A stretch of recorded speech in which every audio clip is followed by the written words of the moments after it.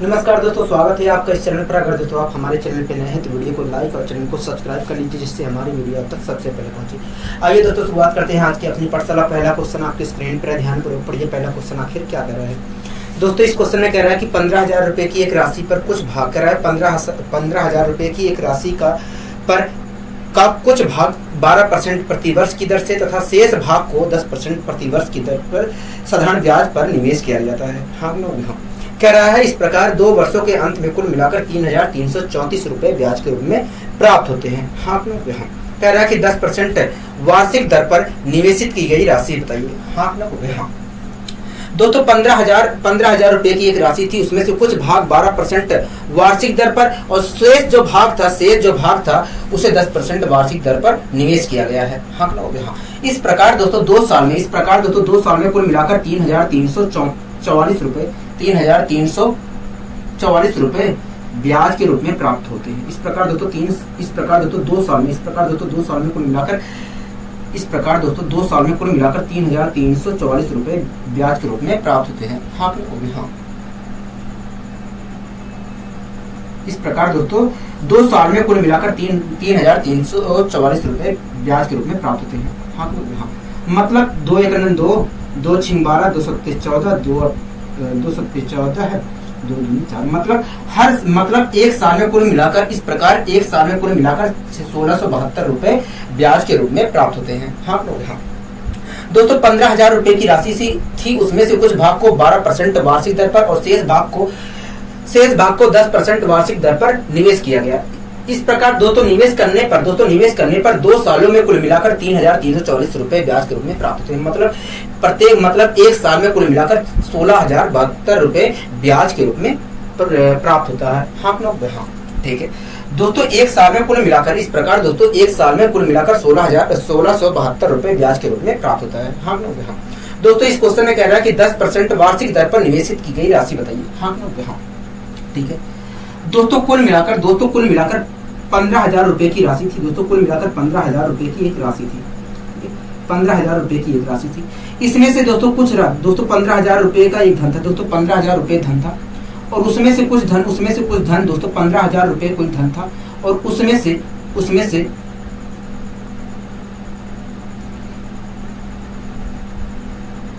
दोस्तों कुछ धन को दोस्तों 15,000 रुपए का धन था। 15,000 रुपए धन था, इसमें से कुछ भाग 12% वार्षिक दर पर निवेश किया गया और कुछ धन को 10% वार्षिक दर पर निवेश किया गया। हाँ ठीक है दोस्तों 15,000 रुपए की राशि थी और इस राशि को 12% इसमें से कुछ राशि 12% वार्षिक दर पर निवेश की गई और इसमें से कुछ राशि और जो शेष राशि बची थी उसे 10% दर पर निवेश की गई। इस प्रकार दोस्तों एक साल में कुल मिलाकर 1672 रुपए ब्याज के रूप में प्राप्त हुए। हाँ कि ना हो गया? हाँ ठीक है दोस्तों जो पहला हिस्सा था उसे 12% वार्षिक दर पर निवेश किया गया था। हाँ लोग हाँ उसके बाद दोस्तों जो दूसरा हिस्सा था उसे 10% वार्षिक दर पर निवेश किया गया था। हाँ लोग हाँ अगर दोस्तों पहले हिस्से को 12% वार्षिक दर पर निवेश किया गया है और दूसरे हिस्से को भी धन के दूसरे हिस्से को भी अगर 12% वार्षिक दर पर निवेश किया गया होता तो पूरे धन पर 12% हमें ब्याज मिलता। पूरे धन पर हमें 12% ब्याज मिलता। कहोगे हाँ पूरे धन पर हमें 12% ब्याज मिलता। मैंने इसका 12% निकाला तो आया 1,800। अगर पहले धन को 12% पे निवेश किया गया और दूसरे धन को भी 12% पे निवेश किया गया होता, दूसरे भाग को भी 12% पर निवेश किया गया होता, कुल मिला तो ऐसी स्थिति में कुल धन पर मुझे 12% ब्याज मिलता। मतलब 1,800 रुपए हमें ब्याज के रूप में मिलता। हाँ ठीक है दोस्तों हमारे अनुसार कुल मिलाकर 1,800 रुपए ब्याज मिलता है, लेकिन क्वेश्चन चिल्ला के कह रहा है भैया 1672 रुपए ब्याज के रूप में मिल रहा है। ठीक है हाँ कि ना? हाँ तो दोस्तों आप मुझे बताइए 8 9 में से 7 गए 2। हाँ कि ना? हाँ और 1 में से 7 में से 6 गए 1।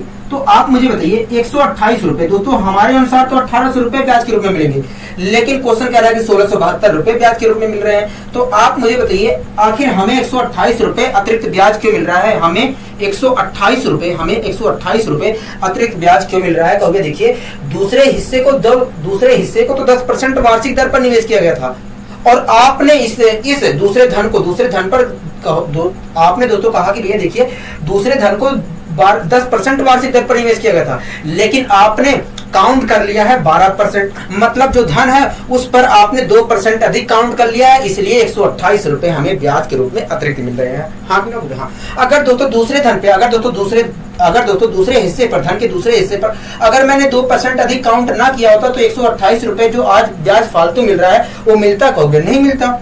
अगर आप काउंट कर रहे हो तो मिल रहा है। हाँ कि ना? हाँ। मतलब जो दूसरा धन था उसका 2%, मतलब जो दूसरा हिस्सा था, धन का दूसरा हिस्सा था, उसके 2% की, उसके 2% दोस्तों दूसरा जो हिस्सा था, अगर मैं उसके 2% हिस्से को काउंट, दोस्तों दूसरे हिस्से पर 2% अगर मैंने काउंट ना किया होता तो 128 रुपए हमें ब्याज अतिरिक्त ना मिलता। हाँ कि ना कहोगे? हाँ। अगर मैं काउंट कर रहा हूं तो मिल रहा है, मतलब 2% बराबर है 128 के। हाँ कि ना कहोगे? हाँ। ठीक है। 1% की वैल्यू कितने के बराबर होगी? कहोगे देखिए 1% की वैल्यू देखा जाए तो 64 के बराबर होगी। हाँ हाँ। दोस्तों जो दूसरा अमाउंट था, दोस्तों धन का जो दूसरा हिस्सा था वो अपने आप में 100% था। हाँ कहोगे? हाँ। अपने आप में 100% था। कहोगे? हाँ। दोस्तों 1% की वैल्यू कितने के बराबर है? कहोगे 64 के बराबर है। तो 100% की वैल्यू कितने के बराबर होगी? कहोगे 6400 रुपए के बराबर होगी। हाँ कहोगे? हाँ। तो इस प्रकार दोस्तों हम कह सकते हैं कि 10% वार्षिक दर पर जो निवेशित की गई राशि थी वो कुल मिलाकर 6400 रुपए थी। क्या थी? 6400 रुपए थी। हाँ कहोगे? हाँ। यहाँ तक चीजें समझ में आई है? कहोगे? हाँ। यहाँ तक चीजें अच्छे तरीके से समझ में आई है, क्योंकि आपने अच्छे तरीके से समझाने का प्रयास किया। दोस्तों इस प्रकार का क्वेश्चन मैंने कल भी करवाया था आपको। हाँ कि ना कहोगे? हाँ। इस प्रकार का क्वेश्चन मैंने आपको कल भी करवाया था। ठीक है। आइए दोस्तों 1-2 क्वेश्चन और इसी पे आधारित हम करते हैं, जिससे हमारे अंदर और क्लियरिटी आ सके। ठीक है। कोई दिक्कत, कोई परेशानी कहोगे नहीं।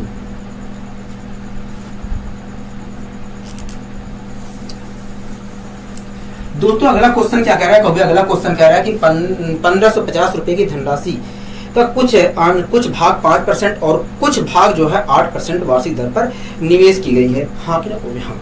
कह रहा है 3 वर्ष के बाद कुल मिलाकर ब्याज के रूप में 100 रुपए प्राप्त होते हैं। हाँ कहोगे? हाँ। मतलब धन निवेश करने पर, मतलब 5% और 8% वार्षिक दर पर धन को निवेश करने पर कुल मिलाकर 3 साल में 300 रुपए ब्याज के रूप में प्राप्त होते हैं। हाँ कहोगे? हाँ। कह रहा है कि 5% और 8% की दरों पर लगाई गई राशि का अनुपात क्या है? हाँ कहोगे? हाँ। मतलब 5% और 8% की दर पर निवेशित की गई राशि का अनुपात पूछ रहा है। हाँ कहोगे? हाँ। ठीक है। तो दोस्तों वही प्रक्रिया अपनाएंगे। ऐसा नहीं है कि हम एलिगेशन मेथड का प्रयोग करके नहीं कर सकते हैं, कर सकते हैं, लेकिन एलिगेशन मेथड से ये मेथड बढ़िया है। एलिगेशन मेथड का कब प्रयोग होगा? अभी अगला क्वेश्चन आएगा तो आपको समझ में आ जाएगा कब हमें वहां पर कब हमें एलिगेशन मेथड प्रयोग करना चाहिए, कब क्या प्रयोग करना चाहिए। ठीक है।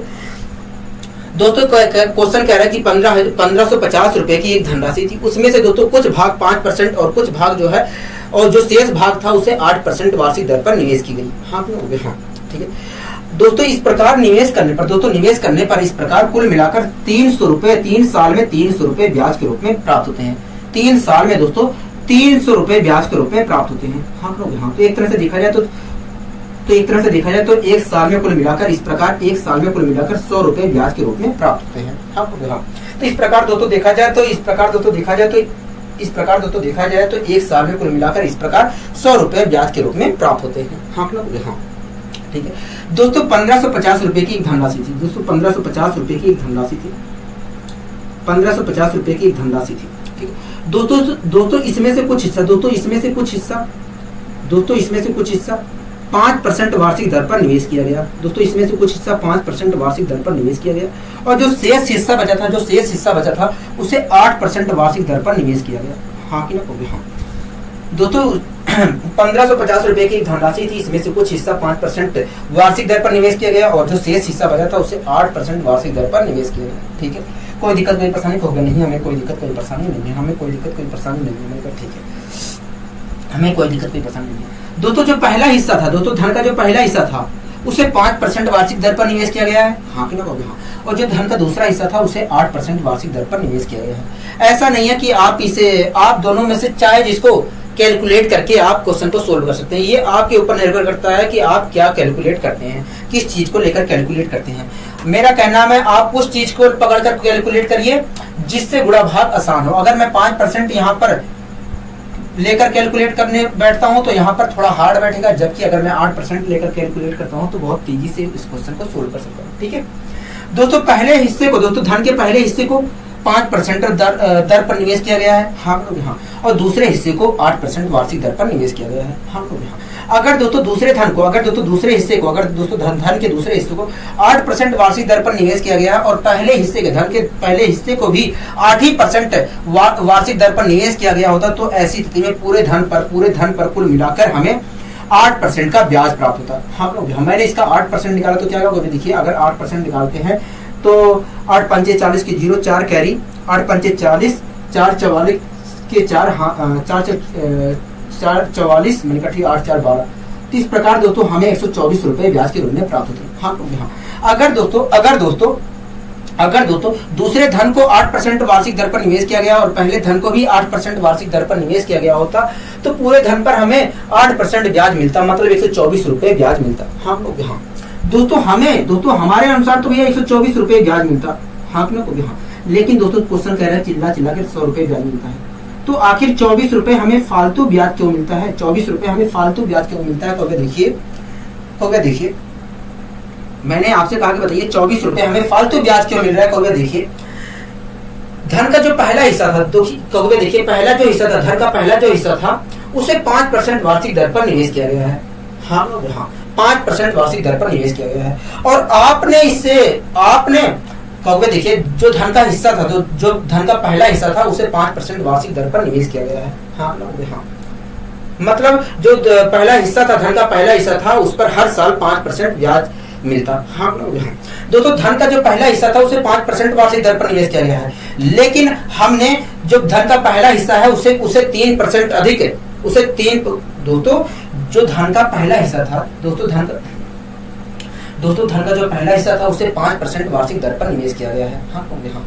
लेकिन दोस्तों हमने धन के जो पहला हिस्सा था उसमें 3% अधिक काउंट कर लिया। हमें काउंट करना था 5%, लेकिन हमने 8% काउंट कर लिया ब्याज, हाँ ना हो गया, 8% ब्याज काउंट कर लिया। तो इस प्रकार दिखाया, तो जो धन का पहला हिस्सा था उस पर हमने 3% ब्याज अधिक काउंट कर लिया, इसलिए 24 रुपए हमें अधिक मिल रहे हैं, हाँ लोग यहाँ। अगर दोस्तों हमने 3%, अगर दोस्तों जो पहला हिस्सा था धन का, अगर उस पर हमने 3% अधिक काउंट ना किया होता तो ये जो 24 रुपए हमें अतिरिक्त ब्याज मिल रहे हैं, ये जो 24 रुपए हमें अतिरिक्त ब्याज मिल रहे हैं, ये मिलता कहोगे नहीं मिलता। अगर आप 3% अधिक काउंट कर रहे हैं तो मिल रहा है, अगर नहीं करते तो नहीं मिलता। मतलब 3% बराबर है 24 के, कहोगे हाँ ठीक है। 3% बराबर है कितने के, कहोगे 24 के, ठीक है। तो 1% की वैल्यू कितने के बराबर होगी? देखिए 1% की वैल्यू जो होगी 8 के बराबर होगी, 8 रुपए के बराबर होगी, हाँ कहोगे हाँ ठीक है। दोस्तों जो धन का पहला हिस्सा होगा अपने आप में 100% है, कहोगे हाँ। दोस्तों धन का जो पहला हिस्सा है अपने आप में 100% है, कहोगे हाँ। अगर दोस्तों 1% की वैल्यू 24 रुपए के बराबर है तो 100% की वैल्यू कितने के बराबर होगी? कहोगे 800 रुपए के बराबर होगी, हाँ कहोगे हाँ। मतलब 5% वार्षिक दर पर जो निवेश की गई राशि थी वो 800 रुपए थी, हाँ कहोगे हाँ 800 रुपए थी, हाँ कहोगे हाँ। दोस्तों कुल मिलाकर 550 रुपए था, हाँ कहोगे हाँ। उसमें से 5% वार्षिक दर पर 800 रुपए निवेश किया गया था, हाँ कि ना कहोगे हाँ। तो 8% वार्षिक दर पर कितने रुपए निवेश किया गया था? कहोगे देखिए 1550 में से 800 घटा दीजिए तो आ जाएगा 750 रुपए। मतलब देखा जाए तो 8% वार्षिक दर पर कुल मिलाकर 750 रुपए निवेश किया गया था, 750 रुपए निवेश किया गया था, हाँ कि ना कहोगे हाँ ठीक है। दोस्तों हमसे पूछा है कि 5% और 8% वार्षिक दर पर निवेशित की गई राशि का अनुपात बताइए, हाँ कि ना कहोगे हाँ। यही तो पूछा गया है, कहोगे हाँ यही पूछा गया है। तो दोस्तों आप बताइए, कहोगे देखिए अगर हमें अनुपात निकालना है, दोस्तों 5% वार्षिक दर पर इतने रुपए निवेश किए गए थे, 8% वार्षिक दर पर इतने रुपए निवेश किए गए थे। हमसे इनका अनुपात पूछा है तो हमने अनुपातिक वैल्यू निकाल दी। अगर मैं निकालता हूं तो आएगा 16:15। मतलब 5% और 8% वार्षिक दर पर निवेशित की गई राशि का जो अनुपात है वो 16:15 है, हाँ आशा करता हूँ दोस्तों चीजें समझ में आई होगी, ठीक है। कोई दिक्कत कोई परेशानी होगी नहीं। अब आइए दोस्तों हम बढ़ते हैं अपने अगले क्वेश्चन की ओर, ठीक है। कोई दिक्कत कोई परेशानी होगी नहीं, हमें कोई दिक्कत कोई परेशानी नहीं है। दोस्तों अगला क्वेश्चन क्या कह रहा है? अगला क्वेश्चन कह रहा है कि 12,600 रुपए को 3 भागों में इस प्रकार निवेश किए गए कि पहले भाग को 2% की दर से 3 वर्ष का और दूसरे भाग का 3% की दर से 4 वर्ष का, व तीसरे भाग को 4% की दर से 5 वर्ष का साधारण ब्याज बराबर है, हाँ कह रहा है तीसरे भाग का साधारण ब्याज बताइए, हाँ दोस्तों 12,600 रुपए की राशि थी, इसे 3 भागों में निवेश किया गया। एक 2% की दर पर निवेश किया गया है 3 साल के लिए, एक 3% की दर पर निवेश किया गया है 4 साल के लिए, और एक 4% की दर पर 4% की दर पर 5 वर्ष के लिए निवेश किया गया। हाँ, मान लीजिए दोस्तों 2%, 3% और 4% की दर पर निवेशित की गई राशि जो है XYZ है। मान लीजिए दोस्तों 2%, 3% और 4% की दर पर निवेशित की गई राशि जो है XYZ है। ठीक है, कोई दिक्कत कोई परेशानी होगी नहीं दोस्तों। 2% की दर पर कुल मिलाकर X रुपए निवेश किया गया था 3 साल के लिए। हाँ, अगर दोस्तों X रुपए 2% की दर पर 3 साल के लिए निवेश किया गया था तो 3 साल में दोस्तों जो धन है उसे 2% की दर पर निवेश किया गया था 3 साल के लिए। हाँ, ठीक है, मतलब इस धन पर 2% हर साल ब्याज मिलेगा। तो 3 साल में कुल कितना मिलेगा ब्याज का? 6% मिलेगा। इस धन पर कुल मिलाकर 6% 3 साल में ब्याज मिलेगा। हाँ, मतलब इतना ब्याज मिलेगा। हाँ, इतना ब्याज मिलेगा। ठीक है, अब दोस्तों इसी प्रकार दोस्तों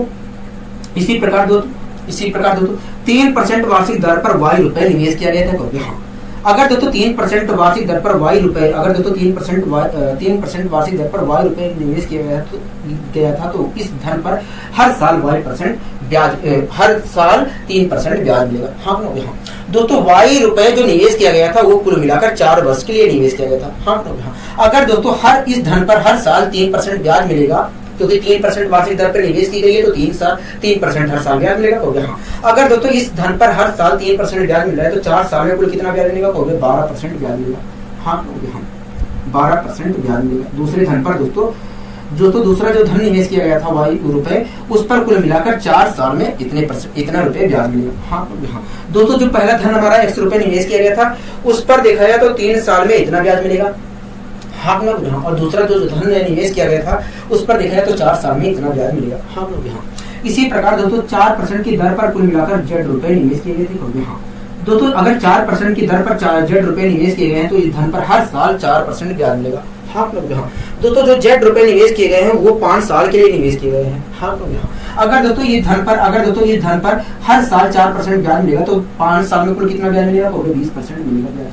हाँ, 20% ब्याज मिलेगा। हाँ, दोस्तों जो पहला धन निवेश किया गया था 3 साल के लिए उस पर इतना ब्याज मिल रहा है। दूसरा जो धन निवेश किया गया था उस पर देखा जाए तो 4 वर्षों में इतना ब्याज मिल रहा है। और जो तीसरा धन निवेश किया गया था उस पर देखा जाए तो 5 सालों में इतना ब्याज मिलेगा। हाँ, लेकिन दोस्तों इस क्वेश्चन में कह रहा है कि 2 वर्षों में पहले धन पर जो 2 वर्षों में ब्याज प्राप्त हो रहा है और दूसरा जो धन निवेश किया गया है 4 वर्षों के लिए उस पर जितना ब्याज प्राप्त हो रहा है और तीसरा जो धन निवेश किया गया है 5 वर्षों के लिए उस पर जो ब्याज प्राप्त हो रहा है वो तीनों बराबर हैं। हाँ, तो मैंने बराबर का साइन लगा दिया। आशा करता हूँ दोस्तों यहाँ तक चीजें समझ में आई होंगी। ठीक है, अब दोस्तों मैं सोल्व कर लेता हूँ। परसेंटेज से परसेंटेज गए हो। हाँ, ठीक है, परसेंटेज से परसेंटेज गए। अब दोस्तों हमें XYZ की वैल्यू निकालनी है। हाँ, ठीक है, XYZ की वैल्यू निकालनी है।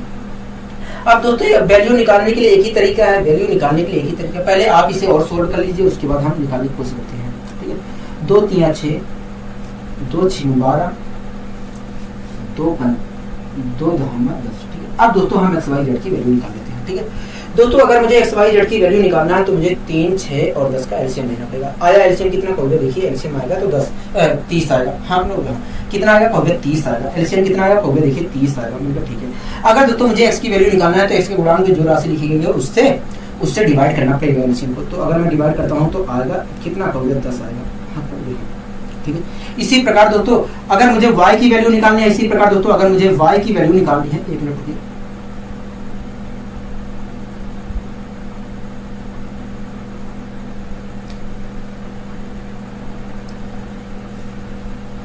इसी प्रकार दोस्तों अगर मुझे y की वैल्यू निकालनी है तो 6 से मुझे 30 एलसीएम को डिवाइड करना पड़ेगा। तो अगर मैं डिवाइड करता हूं तो आएगा 5। हाँ, इसी प्रकार दोस्तों अगर मुझे z की वैल्यू निकालना है तो 10 से मुझे एलसीएम को डिवाइड करना पड़ेगा। तो अगर मैं डिवाइड करता हूं तो क्या आएगा? देखिए अगर आप डिवाइड करते हो तो 3 होगा। तो इस प्रकार दोस्तों ये जो प्राप्त हो रहा है ये कुछ और नहीं है, XYZ का अनुपात है।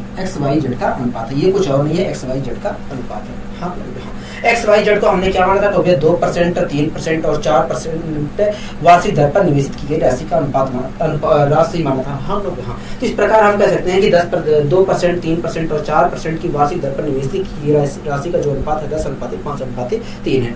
ठीक है, कोई दिक्कत कोई परेशानी होगी नहीं। दोस्तों 2% की वार्षिक दर पर 10 यूनिट रुपए निवेश किए गए थे।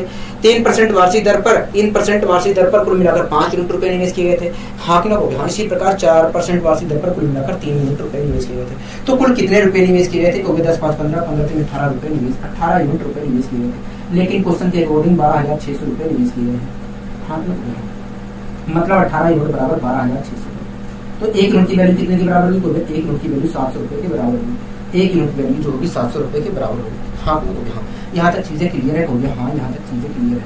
यहाँ तक चीजें क्लियर है। मतलब ठीक है। यहाँ तक चीजें क्लियर है? हो गया। हाँ यहाँ तक चीजें क्लियर है। मतलब ठीक है। यहाँ तक चीजें क्लियर है? हो गया। हाँ यहाँ तक चीजें क्लियर है। ठीक है दोस्तों। 4% दोस्तों इस क्वेश्चन में कह रहा है कि तीसरे भाग का साधारण ब्याज बताइए। हाँ तो हम पहले पता कर लेते हैं कि 4% वार्षिक दर पर कितने रुपए निवेश किए गए थे। हाँ हाँ तो दोस्तों 4% वार्षिक दर पर कितने यूनिट रुपए निवेश किए गए हैं? 3 यूनिट रुपए निवेश किए गए हैं। हाँ हाँ दोस्तों एक यूनिट जो है 700 रुपए के बराबर है। तो 3 यूनिट कितने के बराबर होगा? 21 रुपए के बराबर होगा। मतलब 4% वार्षिक दर पर कुल मिलाकर 2100 रुपए निवेश किए गए थे। हाँ कोई दिक्कत कोई परेशानी होगा नहीं? यहाँ तक हमें कोई दिक्कत कोई परेशानी नहीं। लेकिन दोस्तों हमसे ये नहीं पूछा कि 4% वार्षिक दर पर निवेश की गई राशि बताइए। हमसे ये पूछा है कि तीसरे भाग का साधारण ब्याज बताइए। मतलब 4% वार्षिक दर पर जो धन निवेश किया गया था उस पर कुल मिलाकर कितने रुपए ब्याज प्राप्त हुआ, ये पूछ रहा है। हाँ जो तीसरी धनराशि निवेशित की गई थी उस पर तो एक तरह से देखा जाए तो कुल मिलाकर 20% ब्याज प्राप्त हो रहा है। हाँ उस पर देखा जाए तो कुल मिलाकर 20% ब्याज प्राप्त हो रहा है। तो मैंने इसका 20% निकाला तो परसेंटेज से डबल जीरो कैंसिल। हाँ हो गया। तो क्या हो गया? देखिए अगर हम कैलकुलेट करते हैं तो आएगा 420। मतलब 4% वार्षिक दर पर जो धनराशि निवेश की गई थी उस पर कुल मिलाकर हमें 420 रुपए ब्याज प्राप्त होगा। हाँ 420 रुपए ब्याज प्राप्त होगा। आशा करता हूँ दोस्तों चीजें अच्छे तरीके से समझ में आई होंगी। ठीक है कोई दिक्कत कोई परेशानी होगी नहीं। अब आइए दोस्तों हम बढ़ते हैं अपने अगले क्वेश्चन की ओर। दोस्तों इसी प्रकार ये भी क्वेश्चन हमें सोल्व करना है। ठीक है दोस्तों अगला क्वेश्चन क्या कर रहा है कि एक आदमी ने 3 स्कीमों में 6 वर्ष, 10 वर्ष और 12 वर्ष के लिए क्रमशः 10%, 12% और 15% की दर से धन निवेश किया। हाँ कह रहा है प्रत्येक स्कीम के अंत में उसको बराबर ब्याज प्राप्त हुआ है। प्रत्येक स्कीम के अंत में कुल मिलाकर उसे बराबर ब्याज प्राप्त हुआ है। कह रहा है उसके निवेश की गई राशि का अनुपात बताइए। हाँ हो गया। इसी प्रकार दोस्तों जैसे हमने क्वेश्चन को सोल्व किया है उसी प्रकार क्वेश्चन सोल्व होगा। ठीक है मान लीजिए दोस्तों 10%, 12% और 15% वार्षिक दर पर निवेश की गई जो राशि थी वो XYZ थी। हाँ ठीक है कोई दिक्कत कोई परेशानी होगी नहीं। दोस्तों 10% वार्षिक दर पर कुल मिलाकर X रुपए निवेश किया गया था। हाँ और कितने समय के लिए निवेश किया गया था? हो गया 6 वर्ष के लिए निवेश किया गया था। अगर दोस्तों X रुपए 10% वार्षिक दर पर निवेश किया गया है 6 साल के लिए, अगर दोस्तों X रुपए निवेश किया गया है 10% वार्षिक दर पर, तो इस धन पर हर साल 10% ब्याज मिलेगा। हो गया। अगर ये धन 6 वर्ष के लिए निवेश किया गया तो इस पर कुल कितना ब्याज मिल जाएगा? 10% के हिसाब से हो गया 60% ब्याज मिलेगा। हाँ तो मैंने इसका 60% निकाला तो आया ये। मतलब हो गया मतलब इस धन पर जो X रुपए निवेश किए गए हैं 10% वार्षिक दर पर उस पर कुल देखा जाए तो इतना % ब्याज मिलेगा। हाँ इसी प्रकार दोस्तों 12% वार्षिक दर पर कुल मिलाकर Y रुपए निवेश किए गए हैं। हाँ अगर दोस्तों 12% वार्षिक दर पर Y रुपए निवेश किए गए हैं तो इस धन पर हर साल 12% ब्याज मिलेगा। कब? हाँ दोस्तों Y रुपए जो निवेश किए गए हैं 12% वार्षिक दर पर वो कुल मिलाकर 10 वर्ष के लिए निवेश किए गए हैं। तो 10 वर्ष में कुल मिलाकर 12% वार्षिक दर से कितना रुपए ब्याज प्राप्त होगा? 120% ब्याज प्राप्त होगा। हाँ मतलब देखा जाए तो इतने रुपए ब्याज प्राप्त होगा। हाँ ठीक है कोई दिक्कत कोई परेशानी होगी नहीं। हमें कोई दिक्कत कोई परेशानी नहीं है। ठीक है इसी प्रकार दोस्तों 15% वार्षिक दर पर 15% वार्षिक दर पर कुल मिलाकर Z रुपए निवेश किए गए हैं। हो गया। अगर दोस्तों 15% वार्षिक दर पर Z रुपए निवेश किए गए हैं तो इस धन पर हर साल 15% ब्याज मिलेगा। हो गया। दोस्तों ये जो रुपए निवेश किए गए हैं Z रुपए ये 12 साल के लिए निवेश किए गए हैं। तो 12 साल में 15% के हिसाब से 15% वार्षिक दर के हिसाब से कितना ब्याज मिल जाएगा? हो गया देखिए हर साल 12% इस पर ब्याज मिल रहा है तो 15 वर्षों में एक तरह से देखा जाए तो 180% ब्याज मिलेगा। तो मैंने इसका 180% निकाला तो मतलब इतने रुपए हमें ब्याज मिलेगा। हाँ दोस्तों स्कीम के दोस्तों 10% वार्षिक दर पर इतने x रुपए निवेश किया गया था। हाँ हाँ, तो एक तरह से देखा जाए स्कीम के अंत में इतने रुपए ब्याज प्राप्त हुआ। हाँ हाँ, इसी प्रकार दोस्तों 12% वार्षिक दर पर y रुपए निवेश किया गया था। तो हाँ, तो एक तरह से देखा जाए तो स्कीम के अंत में इतने रुपए ब्याज प्राप्त हुआ। हाँ हाँ, इसी प्रकार दोस्तों 15% वार्षिक दर पर इतने रुपए निवेश किए गए थे। तो हाँ, इस प्रकार देखा जाए तो स्कीम के अंत में इतने रुपए ब्याज प्राप्त हुआ। हाँ, लेकिन क्वेश्चन के अकॉर्डिंग भैया स्कीम के अंत में तीनों स्थितियों में ब्याज बराबर ब्याज प्राप्त होता है, मतलब ये तीनों बराबर है। ठीक है, अब दोस्तों इसे सोल्व कर लेते हैं। परसेंटेज से परसेंटेज कैंसिल हो जाएगा और एक जीरो से एक जीरो कैंसिल हो जाएगा। जहां तक चीजें क्लियर है कहोगे हाँ। और कुछ कैंसिल हो सकता है कहोगे हाँ। 6 का 6 हो सकता है, 6 दूनी 12 हो सकता है, 6 3 18 हो सकता है। हाँ, अब दोस्तों हम XYZ का अनुपात निकाल लेते हैं। ठीक है, अगर दोस्तों मुझे XYZ की वैल्यू निकालनी है तो मुझे 1 2 3 का एलसीएम लेना पड़ेगा। मैंने लिया आया 6। अब दोस्तों मुझे x की वैल्यू अगर निकालनी है तो मुझे एलसीएम को 1 से भाग देना पड़ेगा, आएगा 6। ठीक है, इसी प्रकार दोस्तों अगर मुझे y की वैल्यू निकालनी है तो मुझे एलसीएम को 2 से भाग देना पड़ेगा, तो आएगा 3। इसी प्रकार दोस्तों अगर मुझे z की वैल्यू निकालनी है तो मुझे एलसीएम को 3 से भाग देना पड़ेगा, तो आएगा 2। तो इस प्रकार दोस्तों ये जो प्राप्त ये जो मिला है हमें, ये जो आया है, ये कुछ और नहीं है, XYZ का अनुपात है। हम मतलब XYZ का अनुपात आया है। और XYZ को हमने क्या माना था भैया, 10%, 12% और 15% वार्षिक दर पर निवेश की गई राशि मानी थी। तो इस प्रकार हम कह सकते हैं कि 10%, 12% और 15% वार्षिक दर पर निवेशित की गई राशियों का जो अनुपात है वो 6:3:2 है। आशा करता हूँ दोस्तों चीजें समझ में अच्छी तरीके से आई होगी। ठीक है, 3-4 क्वेश्चन हो गए, अब तो समझ में आ गया होगा। ठीक है, अब आगे दोस्तों हम बढ़ते हैं अपने अगले क्वेश्चन की। दोस्तों इस क्वेश्चन को हम एलिगेशन मेथड से सोल्व करेंगे, एलिगेशन मेथड से सोल्व करेंगे। ठीक है, आप पढ़िए, ऐसा नहीं है जो मैंने आपको शुरुआत करने पर मैंने 2 क्वेश्चन आपको कराए, उस मेथड से हम नहीं कर सकते हैं, कर सकते हैं, लेकिन यहाँ पर इस क्वेश्चन को एलिगेशन मेथड से सोल्व करने में हमारे लिए बहुत आसानी होगी। अगर हम उस मेथड से जाते हैं तो हमें 1-2 स्टेप फालतू प्रयोग करना पड़ेगा, लेकिन अगर एलिगेशन मेथड से करते हैं तो बहुत तेजी से ये क्वेश्चन सोल्व हो सकता है। ठीक है, पढ़िए, मैं आ रहा हूँ।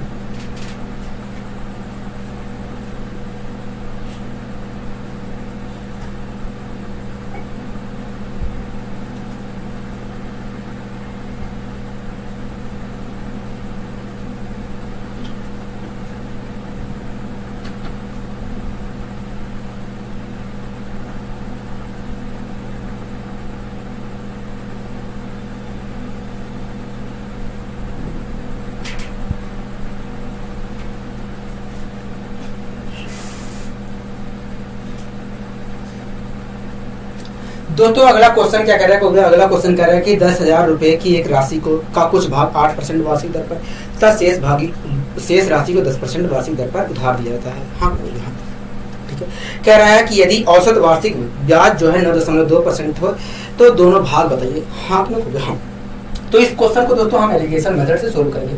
अगर एलिगेशन मेथड के बारे में आपको जानकारी है तो आप इस क्वेश्चन को बहुत तेजी से सोल्व करके बता सकते हैं। ठीक है दोस्तों, 10,000 रुपए की राशि थी, उसमें से कुछ भाग को 8% वार्षिक दर पर निवेश किया गया। हाँ, और जो शेष भाग बचा था उसे 10% वार्षिक दर पर निवेश किया गया। हाँ, ठीक है दोस्तों, 10,000 रुपए की राशि थी, उसमें से एक भाग को 8% वार्षिक दर पर निवेश किया गया और जो दूसरा भाग था उसे 10% वार्षिक दर पर निवेश किया गया। हाँ, ठीक है, और पूरे धन पर देखा जाए तो कुल मिलाकर औसत के हिसाब से 9.2% ब्याज प्राप्त हो रहा है। हाँ दोस्तों, औसत वार्षिक ब्याज जो है पूरे धन पर देखा है तो 9.2% है। ठीक है, कोई दिक्कत कोई परेशानी होगी नहीं, यहाँ तक चीजें क्लियर है। हाँ, यहाँ तक चीजें क्लियर है। ठीक है, अब दोस्तों इसमें से हम ये चीज घटाते हैं तो आएगा 0.8। हाँ, हाँ, इसी प्रकार दोस्तों इसमें से हम ये चीज घटाएंगे तो क्या आएगा, कहोगे देखिए 1.2 आएगा। हाँ, तो दोस्तों तो दोस्तों मैं अनुपातिक वैल्यू भी ले लेता हूँ। ठीक है, तो ये दोस्तों हमें प्राप्त हुआ है 2:3। 2:3 प्राप्त हुआ। 2:3 प्राप्त हुआ। क्या प्राप्त हुआ? 2:3 प्राप्त हुआ। तो ये दोस्तों जो आया ये कुछ और नहीं है दोस्तों, ये जो प्राप्त हुआ है 2:3, दोस्तों यहाँ पर एक वैल्यू प्राप्त हुई है, एक वैल्यू यहाँ पर प्राप्त हुई है। अगर मैं अनुपात लेता हूँ तो ये आएगा। हाँ, तो दोस्तों ये जो प्राप्त हो रहा है, ये दोस्तों जो आ रहा है 2:3, ये कुछ और नहीं है 8% और 10% वार्षिक दर पर निवेशित की गई राशियों का अनुपात है। हाँ हाँ, मतलब 8% वार्षिक दर पर कुल मिलाकर 2 यूनिट रुपए निवेश किया गया था और 10% वार्षिक दर पर कुल मिलाकर 3 यूनिट रुपए निवेश किया गया था। हाँ हाँ, अगर दोस्तों 8% वार्षिक दर पर 2 यूनिट रुपए निवेश किया गया है और 10% वार्षिक दर पर कुल मिलाकर 3 यूनिट रुपए निवेश किया गया है, तो इस प्रकार देखा जाए तो कुल मिलाकर 5 यूनिट रुपए निवेश किया गया है। हाँ हाँ, लेकिन क्वेश्चन के अकॉर्डिंग भैया 10,000 रुपए निवेश किया गया है, मतलब 5 यूनिट बराबर 10,000 हो गया। हाँ, तो 1 यूनिट की वैल्यू कितने के बराबर होगी? 1 यूनिट की वैल्यू जो होगी 2,000 रुपए के बराबर होगी। हाँ कि नहीं? 1 यूनिट की वैल्यू 2,000 रुपए के बराबर होगी। हाँ कि हाँ। दोस्तों हमसे कह रहा है कि दोनों भाग बताइए दोस्तों, मतलब 8% वार्षिक दर पर और 10% वार्षिक दर पर कितने रुपए निवेश किए गए थे वो राशि बतानी है। हाँ कि हाँ। दोस्तों 8% वार्षिक दर पर 2 यूनिट रुपए निवेश किए गए थे। 1 यूनिट की वैल्यू 2,000 है, तो 2 यूनिट की वैल्यू होगी 4,000, मतलब 8% वार्षिक दर पर कुल मिलाकर 4,000 रुपए निवेश किए गए थे। हाँ कि ना? हाँ, यहाँ तक चीजें क्लियर है कहोगे? हाँ। इसी प्रकार दोस्तों 10% वार्षिक दर पर कुल मिलाकर 3 यूनिट रुपए निवेश किए गए थे। हाँ कि हाँ, 3 यूनिट रुपए निवेश किए गए थे। हाँ कि ना? हाँ, कितने रुपए निवेश किया गया था? 3 यूनिट रुपए निवेश किया गया था। दोस्तों 1 यूनिट की वैल्यू 2,000 के बराबर है, तो 3 यूनिट की वैल्यू कितने की बराबर होगी? 6,000 रुपए की बराबर होगी। क्या 6,000 रुपए की बराबर होगी? हाँ कि हाँ, मतलब 10% वार्षिक दर पर, मतलब 10% वार्षिक दर पर कुल मिलाकर 6,000 रुपए निवेश किए गए थे। आशा करता हूँ दोस्तों चीजें समझ में अच्छे तरीके से आई होंगी। ठीक है, अब आगे दोस्तों हम बढ़ते हैं अपने अगले क्वेश्चन की ओर। दोस्तों इस क्वेश्चन को भी हमें एलिगेशन मेथड से सोल्व करेंगे। अब फिर से कह रहा हूँ, जो शुरुआत में मैंने दो क्वेश्चन करवाए थे उस मेथड से हम कर सकते हैं, लेकिन हमारे लिए खतरों से खाली नहीं है अगर हम उस मेथड का प्रयोग करते हैं तो। ठीक है, और जो मैंने क्वेश्चन वहां पर करवाए हैं शुरुआत में, उसे भी हम एलिगेशन मेथड से कर सकते हैं, लेकिन उसका वहां पर अपना अलग महत्व है और इस चीज का अपना अलग महत्व है। ठीक है, कोई दिक्कत कोई परेशानी कोई नहीं।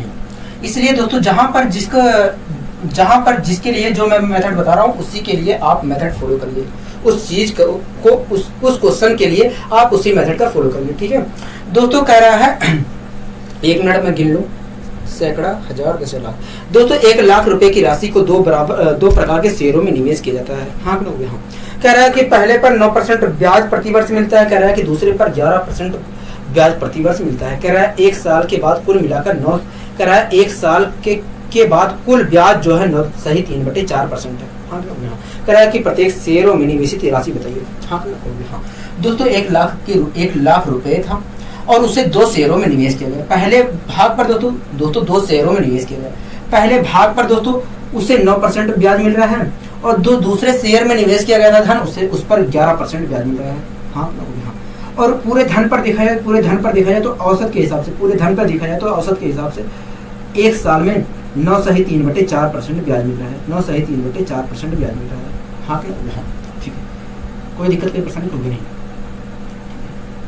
दोस्तों अब इसमें से मैं इस चीज को घटा लेता हूँ, इसमें से इस चीज को घटा लेता हूँ। 11 में से 9 घटाऊंगा तो 2 बचेगा। ठीक है, अब 2 में से मैं 3 सही 4 को घटा लेता हूँ। ठीक है, तो 4 दूनी 8, 8 में से 3 घटाता हूँ तो 5/4 आएगा। हाँ 5/4। वास्तव में 4 लिखने की जरूरत नहीं है, 4 लिखने की जरूरत नहीं है, लेकिन लिख दे रहा हूँ। ठीक है, क्योंकि दोस्तों यहाँ पर भी 4 आएगा, यहाँ पर 4, अगर यहाँ पर 4 आ रहा है तो यहाँ पर भी 4 आएगा, क्योंकि यहाँ पर जो नापोल में रहेगा वही चीज यहाँ पर भी आएगा, वही चीज यहाँ पर आएगा, और कट के क्या हो जाएंगी वो चीज खत्म हो जाएगी। हाँ, तो इसका लिखने में कोई फायदा नहीं है 4 का। ठीक है, लेकिन लिख भी लेते हैं। अगर दोस्तों मैं इसमें से ये चीज घटाता हूँ तो 3/4 आएगा। तो दोस्तों आपने खुद देखा कि 4 यहाँ पर भी आया, 4 यहाँ पर भी आया, तो इसका तो कोई लिखने का फायदा ही ना था। हाँ, अगर दोस्तों मैं अनुपातिक वैल्यू निकालता हूँ तो आएगा 5/3। क्या आएगा? 5/3। इसका मतलब दोस्तों ये है कि 9% वार्षिक दर पर 5 यूनिट रुपए निवेश किया गया था और 11% वार्षिक दर पर कुल मिलाकर 3 यूनिट रुपए निवेश किया गया था। हाँ कि ना? हाँ दोस्तों, अगर 9% वार्षिक दर पर कुल मिलाकर 5 यूनिट रुपए निवेश किया गया है और 11% वार्षिक दर पर कुल मिलाकर 3 यूनिट रुपए निवेश किया गया है, तो कुल कितने रुपए निवेश किए गए हैं? तो भैया 8 यूनिट रुपए निवेश किए गए हैं। लेकिन क्वेश्चन के अकॉर्डिंग भैया 1 लाख रुपए निवेश किए गए हैं। हाँ कि ना? हाँ, 10,000, 10,000, लाख, 1 लाख रुपए निवेश किए गए हैं, लेकिन हमारे अनुसार देखा जाए तो 8 यूनिट रुपए निवेश किए गए हैं। हाँ, मतलब 1 लाख बराबर, मतलब 8 यूनिट बराबर 1 लाख के। तो 1 यूनिट बराबर कितने के? 1 यूनिट बराबर कितने के? तो देखिए 8 मैंने कहा, तो देखिए 8 दूनी 16 मैंने कहा, तो भैया 8 5 40 मैंने कहा, तो भैया 12,500। 1 यूनिट बराबर देखा जाए तो 12,500। हाँ, एक यूनिट बराबर है 12,500 रुपए। ठीक है दोस्तों, इस क्वेश्चन में कह रहा था कि प्रत्येक शेयर में निवेशित राशि बताइए। दोस्तों 9% वार्षिक दर पर कितने रुपए निवेश किए गए थे? हो गए 5 यूनिट। हाँ, 5 यूनिट रुपए निवेश किए गए थे। अगर दोस्तों 9% वार्षिक दर पर 5 यूनिट निवेश किया गया है तो दोस्तों 9% वार्षिक दर पर कितने यूनिट रुपए निवेश किए गए थे? हो गए 5। अगर हमें ये पता करना है कि 9% वार्षिक दर पर कितने रुपए निवेश किए गए हैं तो 5 यूनिट का हमें वैल्यू पता करना पड़ेगा। हाँ दोस्तों, एक यूनिट जो है 12,500 रुपए के बराबर है, तो 5 यूनिट कितने के बराबर होगा? तो 62,500 रुपए के बराबर होगा। हाँ, मतलब कुल मिलाकर देखा जाए तो 9% वार्षिक दर पर कुल मिलाकर 62,500 रुपए निवेश किए गए थे। हाँ कि ना? यहाँ तक चीजें क्लियर है। दोस्तों 11% वार्षिक दर पर कितने रुपए निवेश किए गए थे? कितना निवेश किया गया था? धन 3 यूनिट निवेश किया गया था। हाँ दोस्तों एक यूनिट जो है 12,500 के बराबर है, तो 3 यूनिट कितने के बराबर होगा? 3 यूनिट देखा जाए तो 37,500 रुपए के बराबर होगा। हाँ, मतलब 11% वार्षिक दर पर देखा जाए तो 37,500 रुपए निवेश किए गए थे। हाँ, तो हम कह सकते हैं कि प्रत्येक शेयरों में निवेशित की गई धनराशि जो है 62,500 और 37,500 रुपए है। हाँ, आशा करता हूँ दोस्तों चीजें समझ में अच्छे तरीके से आ गई। ठीक है, अब आइए दोस्तों हम बढ़ते हैं अपने अगले क्वेश्चन की ओर। दोस्तों ये क्वेश्चन आपका बहुत ज्यादा इंपॉर्टेंट हो जाता है। ठीक है, ये क्वेश्चन बहुत ज्यादा इंपॉर्टेंट हो जाता है।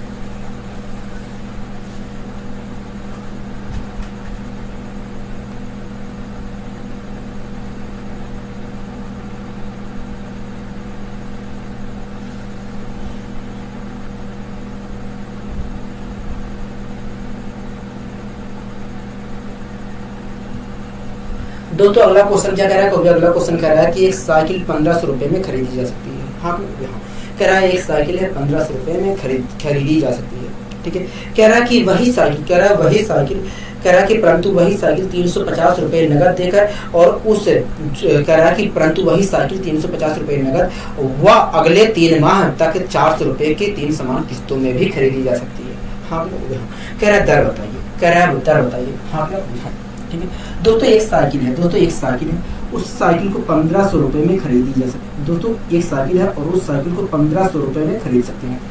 1500 रुपए में खरीद सकते हैं। हाँ, दोस्तों एक साइकिल है और उसे 1500 रुपए में खरीदा जा सकता है। ठीक है, आगे कह रहा है कि परंतु वही साइकिल 350 रुपए नगद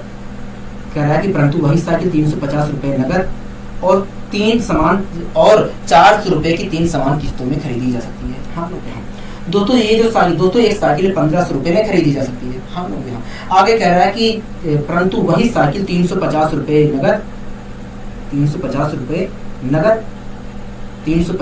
नगद देकर और इस प्रकार 350 रुपए नगद देकर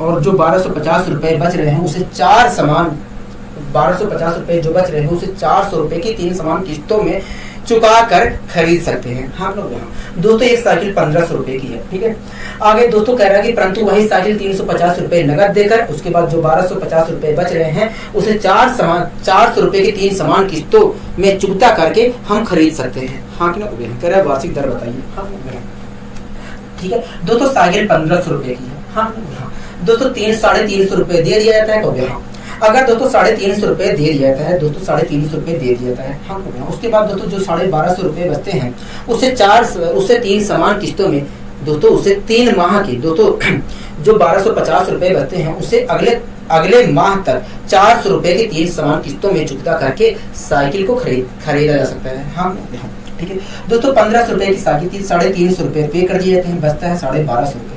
अब इस 1250 रुपए को 3 माह में 3 समान किस्तों में चुकता कर दिया जाता है।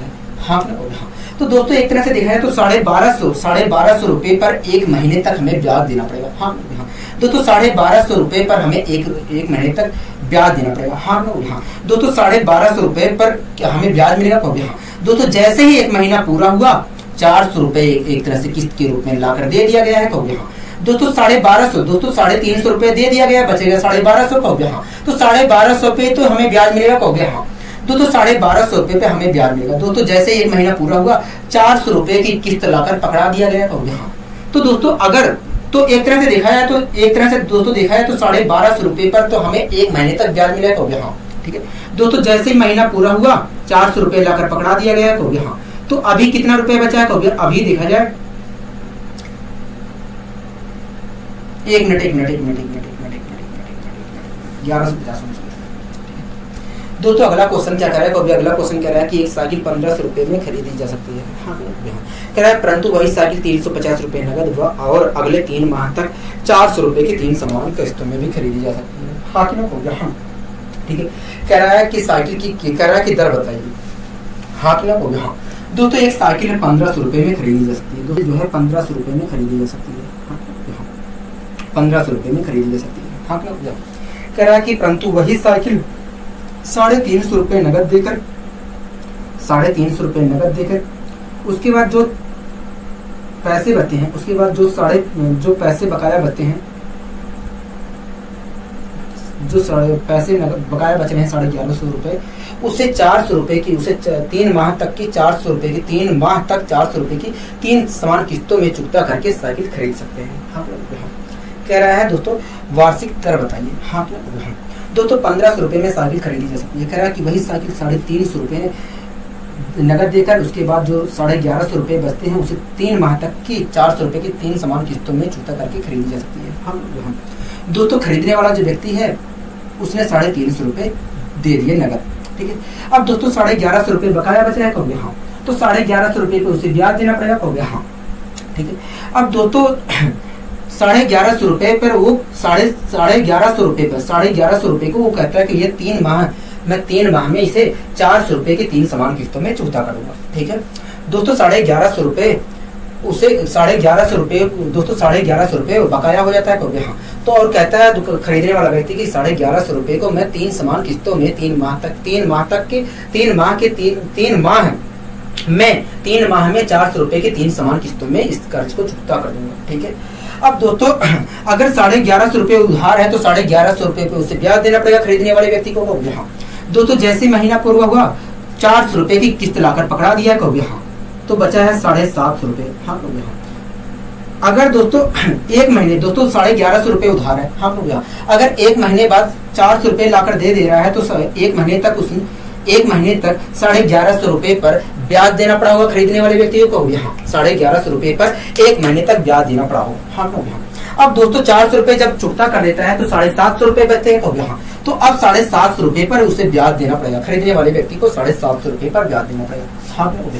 दोस्तों फिर से जैसे 1 महीना पूरा होता है, फिर से महीना पूरा होता है तो 400 रुपए की फिर से किस्त लाकर दे देता है, कहोगे हाँ। 400 रुपए की फिर से किस्त लाकर दे देता है, तो अब कितना रुपए बचा है, कहोगे 350 रुपए बचा है, कहोगे हाँ। अगर दोस्तों 750 रुपए पर ब्याज देना था, कहोगे हाँ। दोस्तों जैसे महीना पूरा हुआ है 400 रुपए की फिर किस्त पकड़ा दिया है, कहोगे हाँ। तो इस प्रकार देखा जाए दोस्तों देखा जाए तो 750 रुपए पर 1 महीने तक ही ब्याज देना पड़ा है खरीदने वाले व्यक्ति को, 750 रुपए पर 1 महीने तक ही ब्याज देना पड़ा है, हाँ कहोगे हाँ। अब दोस्तों 350 रुपए बचा है, कहोगे हाँ। तो 350 रुपए पर उसे ब्याज देना पड़ेगा, कहोगे हाँ। दोस्तों जैसे महीना पूरा हुआ 400 रुपए की तीसरी किस्त लाता है और सारे कर्जे को खत्म कर देता है। तो एक तरह से देखा जाए तो 350 रुपए पर 1 महीने तक फिर से ब्याज देना पड़ा है, हाँ हाँ।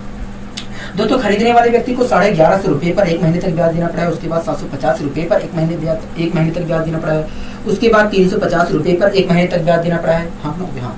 उसके बाद दोस्तों 350 रुपए पर 1 महीने तक ब्याज देना पड़ा है, कहोगे हाँ। मतलब इस पूरे धन पर खरीदने वाले व्यक्ति को 1 महीने तक ब्याज देना पड़ा है, 1 महीने तक ब्याज देना पड़ा है, हाँ कहोगे हाँ। 5 या 15 यहाँ से लगेगी, 7 3 10 11 12 2 यहाँ से लगेगी। मतलब खरीदने वाले व्यक्ति को कुल मिलाकर इस धन पर मतलब 2250 रुपए पर 1 महीने तक ब्याज देना पड़ा है, हाँ ठीक है। अगर दोस्तों खरीदने वाले व्यक्ति को 2250 रुपए पर 1 महीने तक ब्याज देना पड़ा है तो खरीदने वाले व्यक्ति ने कितने रुपए ब्याज के तौर पे अदा किए हैं, कहोगे देखिए 350 रुपए एक बार में खरीदने वाले व्यक्ति नगद दिए थे, मैंने कहा हाँ, कहोगे 1200 रुपए किस्तों के माध्यम से दिए हैं, मैंने कहा हाँ। तो इस प्रकार देखा जाए तो खरीदने वाला व्यक्ति जो है 1550 रुपए देता है, मतलब 50 रुपए ब्याज के तौर पर देता है, ब्याज के तौर पे देता है, हाँ हाँ ठीक है।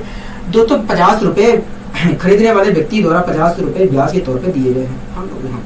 दोस्तों देखा है तो 2250 रुपए पर कुल मिलाकर खरीदने वाले व्यक्ति को ब्याज देना पड़ा है, हम लोग यहाँ।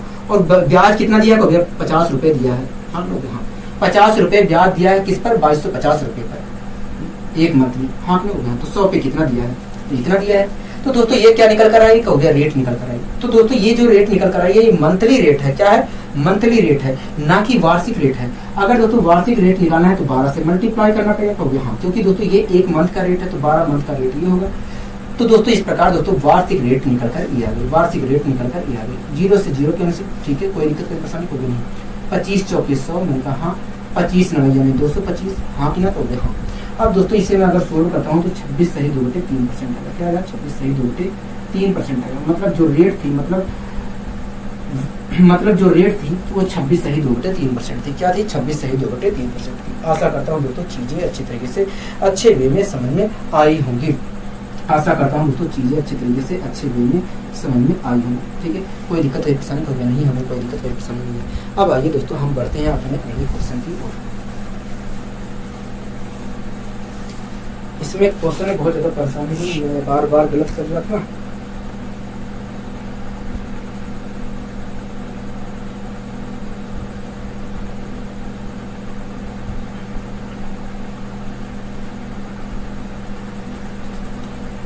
दोस्तों अगला क्वेश्चन क्या कर रहा है, अगला क्वेश्चन कर रहा है कि किसी पेन का नगद मूल्य जो है 60 रुपए है, मतलब किसी पेन को 60 रुपए में खरीद सकते हैं। हाँ कह रहा है परंतु वही पेन 20 रुपए नगद व अगले 6 महीने तक 8 रुपए की 6 समान किस्तों में भी खरीदी जा सकती है। हाँ कह रहा है दर बताइए, कह रहा है दर बताइए। हाँ ये तो कह रहा है हाँ दोस्तों एक पेन है उसे 60 रुपए में खरीद सकते हैं, 60 रुपए में खरीद सकते हैं। हाँ कह रहा है कि वही पेन जो है 20 रुपए नगद, 20 रुपए नगद, 20 रुपए नगद, 20 रुपए नगद, और उसके बाद जो 40 रुपए बच जाता है, उसके बाद जो 40 रुपए बचता है उसे 6 महीने तक 8 रुपए की 6 समान किस्तों में चुकता करके भी खरीद सकते हैं। हाँ दोस्तों इस क्वेश्चन में कह रहा है कि एक पेन 60 रुपए में खरीद सकते हैं। हाँ हाँ दोस्तों कह रहा है कि वही पेन जो है 20 रुपए नगद देकर उसके बाद जो 40 रुपए बचता है उसे 6 महीने तक 8 रुपए की 6 समान किस्तों में चुकता करके भी खरीद सकते हैं। हाँ कह रहा है कि वार्षिक ब्याज की दर बताइए। हाँ दोस्तों 60 रुपए में पेन को खरीदा जा सकता है। हाँ दोस्तों खरीदने वाला व्यक्ति जो है 20 रुपए नगद देता है। अब इस प्रकार दोस्तों देखा जाए तो 40 रुपए बकाया रह जाता है। हाँ तो दोस्तों ये जो 40 रुपए बकाया रहता है, 40 रुपए बकाया होता है, इस अगर दोस्तों 40 रुपए बकाया हो जाता है खरीदने वाला व्यक्ति, तो खरीदने वाले व्यक्ति को 40 रुपए पर ब्याज देना पड़ेगा। हाँ दोस्तों खरीदने वाला व्यक्ति कहता है कि भैया 40 रुपए जो कर्जा हूँ इसे मैं किस्तों के रूप में 6 महीने तक 8 रुपए की 6 समान किस्तों में चुकता कर दूंगा। हाँ 6 महीने तक 8 रुपए की 6 समान किस्तों में चुकता कर दूंगा। हाँ खरीदने वाला व्यक्ति ये कहता है।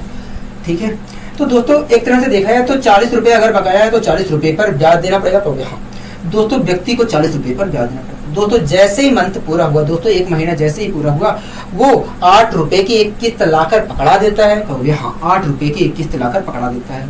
तो अगर दोस्तों 8 रुपए लाकर पकड़ा देता है तो 32 रुपए बचेंगे। कहोगे हाँ इस प्रकार देखा जाए तो कर्जा अभी भी 32 रुपए का है। कहोगे हाँ दोस्तों 40 रुपए कर्जा था, 40 रुपए कर्जा था, हम लोग यहाँ 8 रुपए चुकता कर दिया। कहोगे हाँ इस प्रकार देखा जाए तो अब 32 रुपए पर ब्याज देना पड़ेगा। कहोगे हाँ दोस्तों 40 रुपए पर उसे ब्याज देना था, 1 महीने बाद उसने 8 रुपए लाकर चुकता कर दिया है। कहोगे हाँ तो इस प्रकार हम कह सकते हैं कि ये 40 रुपए पर 1 महीने तक ब्याज देना पड़ा है खरीदने वाले व्यक्ति को। हाँ लोग 8 रुपए दोस्तों चुकता कर दिया है लाकर, अब देखा जाए तो 32 रुपए पर उसे ब्याज देना पड़ेगा। हाँ लोग दोस्तों फिर से जैसे मंथ पूरा हुआ तुरंत 8 रुपए की किस्त लाकर पकड़ा देता है। कहोगे हाँ तो इस प्रकार देखा जाए तो अब 24 रुपए बचा है। कहोगे हाँ तो अब उसे 24 रुपए पे ब्याज देना पड़ेगा। कहोगे हाँ 24 रुपए पर ब्याज देना पड़ेगा। अब देखा जाए तो 24 रुपए पर ब्याज देना पड़ेगा, 24 रुपए पर ब्याज देना पड़ेगा। हाँ हाँ दोस्तों 32 रुपए पर उसे ब्याज देना था। हाँ 1 महीने बाद वो 8 रुपए चुकता कर दिया है। कहोगे हाँ तो इस प्रकार देखा जाए तो 32 रुपए पर 1 महीने तक ब्याज देना पड़ा है व्यक्ति को। हाँ खरीदने वाले व्यक्ति को 32 रुपए पर 1 महीने तक ब्याज देना पड़ा है। हाँ दोस्तों अब 24 रुपए बचा है। कहोगे हाँ 24 रुपए बचा है। अब दोस्तों 24 रुपए बचा है तो 24 रुपए पे ब्याज देना पड़ेगा। कहोगे हाँ दोस्तों जैसे ही मंथ पूरा होता है 8 रुपए लाता है और पकड़ा देता है। तो इस प्रकार देखा जाए तो 16 रुपए बचे हैं। कहोगे हाँ 16 रुपए बचे हैं। कहोगे हाँ दोस्तों 24 रुपए बचा था तो 24 रुपए पर उसे ब्याज देना था, लेकिन 1 महीने बाद 8 रुपए चुकता कर देता है। तो इस प्रकार देखा जाए तो 24 रुपए पर 1 महीने तक 24 रुपए पर 1 महीने तक उसे ब्याज देना पड़ा है। 24 रुपए पर 1 महीने तक उसे ब्याज देना पड़ा है। हाँ ठीक है। अब दोस्तों 16 रुपए जब 16 रुपए कर्जे के रूप में अभी भी है तो 16 रुपए पे अब कर्जा ब्याज देना पड़ेगा। तो हाँ दोस्तों 1 महीना जैसे ही पूरा हुआ फिर से 8 रुपए चुकता कर देता है। तो इस प्रकार देखा जाए तो 16 रुपए पर 1 महीने तक ही ब्याज दिया है। हाँ दोस्तों जब 8 रुपए चुकता कर दिया है तो अब 8 रुपए पर ही आगे ब्याज देना पड़ेगा। हाँ ठीक है। अब दोस्तों 8 रुपए पर ब्याज देना पड़ेगा। ठीक है। अब दोस्तों जैसे ही महीना पूरा होता है फिर से 8 रुपए की किस्त लाता है और पकड़ा देता है। हाँ 8 रुपए की किस्त लाता है और पकड़ा देता है। और हाँ 8 रुपए की किस्त लाता है और पकड़ा देता है। हाँ तो दोस्तों देखा जाए तो अब देखा जाए दोस्तों जब 8 रुपए की किस्त, दोस्तों 8 रुपए कर्जा बचा था कहोगे हाँ, महीना पूरा हुआ कहोगे हाँ, महीना पूरा हुआ उसके बाद 8 रुपए की किस्त लाकर पकड़ा दिया। तो एक तरह से देखा जाए तो सारे जो कर्जा था वो खत्म हो गया है कहोगे हाँ। अगर दोस्तों 8 रुपए कर्जा बचा था कहोगे हाँ, 1 महीने बाद 8 रुपए चुकता कर दिया गया है कहोगे हाँ। तो इस प्रकार देखा जाए तो 1 महीने तक इस पर ब्याज देना पड़ा है खरीदने वाले व्यक्ति को कहोगे हाँ। ठीक है दोस्तों 1 महीने तक 8 रुपए पर ब्याज देना पड़ा। उसके बाद दोस्तों कर्जा तो खत्म हो गया है कहोगे हाँ। ठीक है। अब दोस्तों छठी किस्त लाता है 8 रुपए पकड़ा देता है कहोगे हाँ। तो दोस्तों जब कर्जा खत्म हो गया है तो दोस्तों कर्जा खत्म हो गया है कहोगे हाँ, तो अब उसे ब्याज देना पड़ेगा कहोगे नहीं। तो ऐसी स्थिति में दोस्तों जो छठा किस्त लेकर आ रहा है व्यक्ति, छठा किस्त जो दे रहा है उस पर ब्याज लगेगा नहीं। वो ब्याज के जो ब्याज है इतने दिन दोस्तों जो छठा किस्त जो दे रहा है वो कुछ और नहीं है, ब्याज के रूप में जो ब्याज उसे देना पड़ रहा है वो राशि है। दोस्तों छठी जो किस्त आ रही है वो ब्याज के रूप में आ रही है। छठी किस्त जो दिया जा रहा है व्यक्ति द्वारा वो ब्याज के रूप में आ रही है, उस पर कोई ब्याज नहीं लगेगा। ठीक है दोस्तों कर्जा तो उसका खत्म हो गया है, जब कर्जा खत्म हो गया है तो दोस्तों उसे ब्याज देना पड़ेगा कहोगे नहीं। तो छठी जो किस्त आ रही है वो ब्याज के रूप में आ रही है। ठीक है कोई दिक्कत कोई परेशानी कहोगे नहीं। दोस्तों 40 रुपए पर उसे 1 महीने तक ब्याज देना पड़ा है व्यक्ति को। उसके बाद 32 रुपए पर 1 महीने तक ब्याज देना पड़ा है। उसके बाद 24 रुपए पर 1 महीने तक ब्याज देना पड़ा है। उसके बाद 16 रुपए पर 1 महीने तक ब्याज देना पड़ा। उसके बाद 8 रुपए पर 1 महीने तक ब्याज देना पड़ा है। हाँ मतलब पूरी धनराशि पर देखा है तो 1 महीने तक व्यक्ति को ब्याज देना पड़ा है। खरीदने वाले व्यक्ति को 1 महीने तक ब्याज देना पड़ा है। पूरी धनराशि पर खरीदने वाले व्यक्ति को 1 महीने तक ब्याज देना पड़ा है। हाँ मैं जोड़ लेता हूँ। ठीक है जोड़ लेता हूँ। 48 आया, 48 का मैंने आधा किया 24 आया, 24 इंटू 5 किया तो आया 120। मतलब कुल मिलाकर 120 रुपए पर 1 महीने तक खरीदने वाले व्यक्ति को ब्याज देना पड़ा है।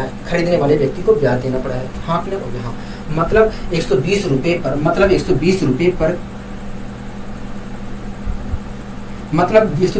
पर खरीदने मतलब 120 रुपए पर दोस्तों 1 महीने तक व्यक्ति को इस पर ब्याज देना पड़ा है। मतलब 120 रुपए पर खरीदने वाले व्यक्ति को 1 महीने तक ब्याज देना पड़ा है। हाँ ठीक है दोस्तों व्यक्ति द्वारा ब्याज कितना देना पड़ा है कहोगे देखिए 20 रुपए नगद दिया था मैंने कहा हाँ कहोगे देखिए 8 रुपए 6 समान कहोगे 6 किस्तों में 8 रुपए दिया कहोगे देखिए 8 रुपए की 6 देखिए 6 किस्तों के हिसाब से कहोगे देखिए 6 किस्तों में कहोगे देखिए 8 रुपए किस्त के हिसाब से दे रहा था। तो 6 किस्तों में कुल मिलाकर 48 रुपए किस्तों के माध्यम से दे दिया है। मैंने कहा ठीक है तो इस प्रकार दिखा है तो व्यक्ति द्वारा 68 रुपए दिए गए हैं। हाँ दोस्तों 60 रुपए का पेन था, 68 रुपए चुकता किए गए हैं। तो इस प्रकार दिखा है तो 8 रुपए कुल मिलाकर 8 रुपए ब्याज के तौर पर दिए गए हैं। हाँ दोस्तों व्यक्ति द्वारा कुल मिलाकर 120 रुपए पर 1 महीने तक ब्याज देना पड़ा है। कितना रुपया ब्याज देना पड़ेगा हो गया 8 रुपए ब्याज देना पड़ा है।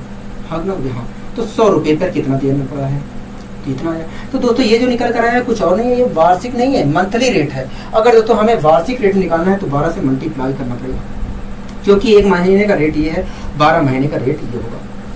ठीक है कोई दिक्कत की परेशानी को नहीं, हमें कोई दिक्कत की परेशानी नहीं है। इससे ये कैंसिल हुआ, 12 से ये कैंसिल हुआ तो आया 80%। मतलब वार्षिक जो रेट है मतलब वार्षिक रेट जो है 80% है। क्या है 80% है।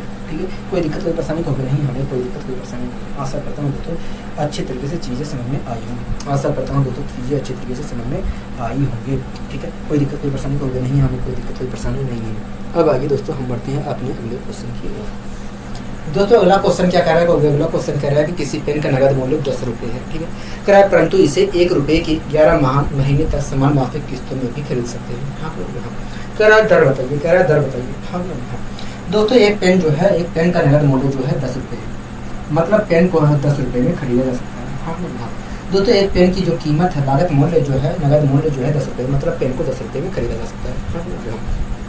आगे कह रहा है परंतु इस पेन को 1 रुपये की 11 महीने तक समान मासिक किस्तों में भी खरीद सकते हैं। हाँ कह रहा है कि ये जो 10 रुपये का पेन है इसे 1 रुपये की 11 महीने तक समान मासिक किस्तों में भी खरीद सकते हैं। हाँ दोस्तों एक खरीदने वाला व्यक्ति, दोस्तों खरीदने वाला जो व्यक्ति है वो दुकान पर आता है और 10 रुपए का पेन ये खरीदता है, ठीक है, और कहता है कि भैया मेरे पास पैसे नहीं है। तो दुकानदार कहता है कि कोई बात नहीं, ठीक है।